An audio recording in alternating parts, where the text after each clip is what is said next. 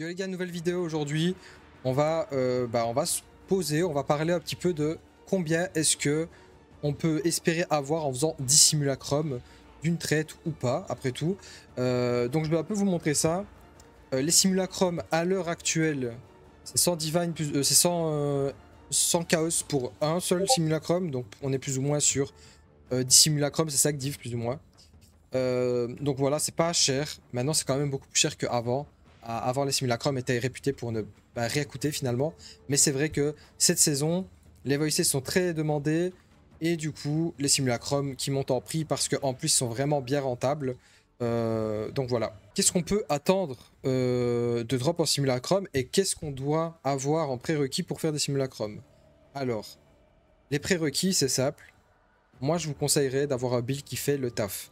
Il faut que, pas spécialement en termes de dégâts, même si vous fait un minimum de dégâts, je vous conseille surtout d'avoir de la tankiness.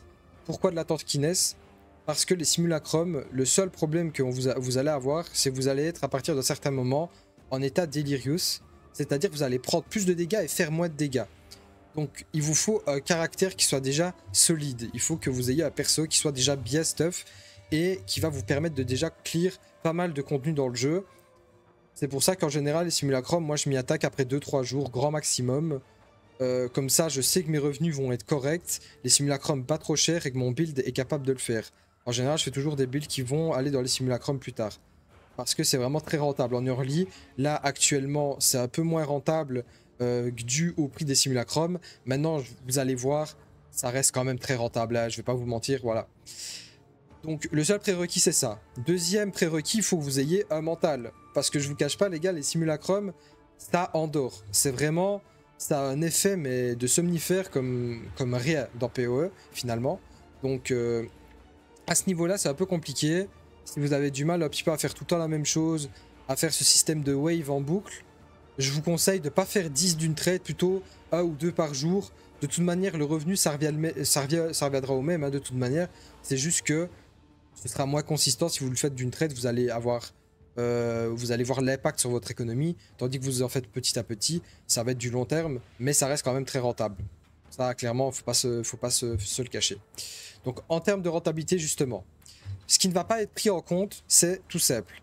Les mégalomaniaques, je les prends pas en compte, je les idée même pas. Vous pouvez les mettre dans une table à genre 2 divine, vous les identifiez tous. Vous mettez une table à 2 divine, vous foutez tout dedans. Bonne chance. Moi j'en ai déjà qui sont partis à 10 divine, d'autres qui sont partis à 3 chaos. Je sais même pas si ça valait le coup. Je vous cache pas, je m'intéresse pas du tout à ça. Deuxième chose, les bases de cluster.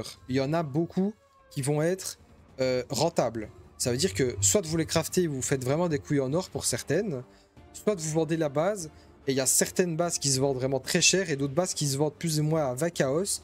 Mais 20 chaos x 10, ça fait 200, ça fait une divine finalement.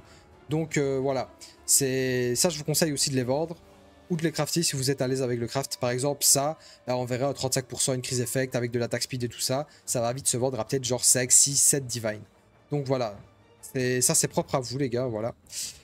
Troisième chose, les voices sont pas pris en compte. Une voices, et c'est pour ça que les simulacrum coûtent cher, une voices qui n'est pas identifiée, c'est 10 divine. J'en ai eu 3, ça veut dire que rien qu'avec les voices, j'ai fait x6 en termes d'investissement. J'ai investi 5 divine, je suis ressorti avec 30 divine. Je sais pas si vous vous rendez compte, juste avec ces 3 items là, je suis rentable, et bien plus que rentable finalement, j'ai fait x6. Sans compter le drop que j'ai eu dans mon LC Exile, sans compter mes split personality, sans compter les essences que j'ai eu. Enfin bref, c'est énorme. Vraiment, on est sur quelque chose de très gros. Maintenant, j'ai eu de la chance d'en avoir 3 en D-Run. Je pense que vous devriez plus ou moins vous attendre à en avoir 2 en D-Run, plus ou moins. Après, tout dépend de votre chance, les mecs. Ça, c'est comme d'hab, on est sur PoE, ça dépend de votre chance. Donc voilà. Pour ce qui est du WLC Exile, je vais vous montrer ça tout de suite. Ok, voilà pour le WC Exile, je vais le parcourir avec vous.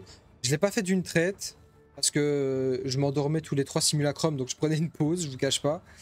Donc je ne l'ai pas fait d'une traite, mais je vais vous montrer un petit peu ce que vous pouvez vous attendre.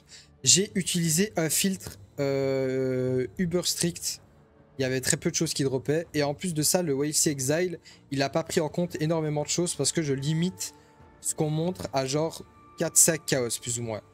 Donc voilà, ça déjà, il faut le prendre en compte, c'est important.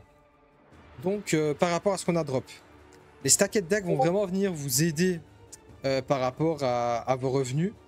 Donc ça, c'est très important. Soit vous les vendez, soit vous les ouvrez.